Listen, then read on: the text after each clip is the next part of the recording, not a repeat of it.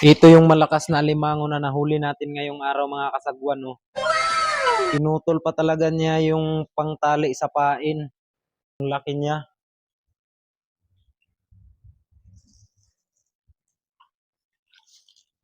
Pinutol talaga, oh.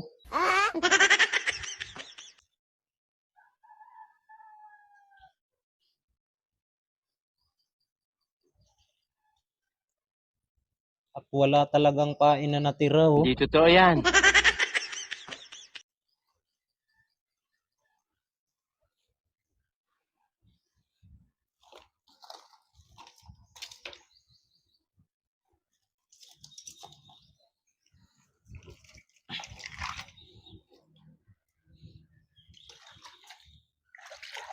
Tingnan niyo mga kasagwan, oh.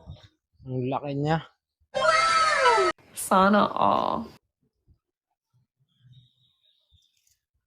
Kailangan din natin tong talian. Baka kagatin niya yung ibang alimango. Okay.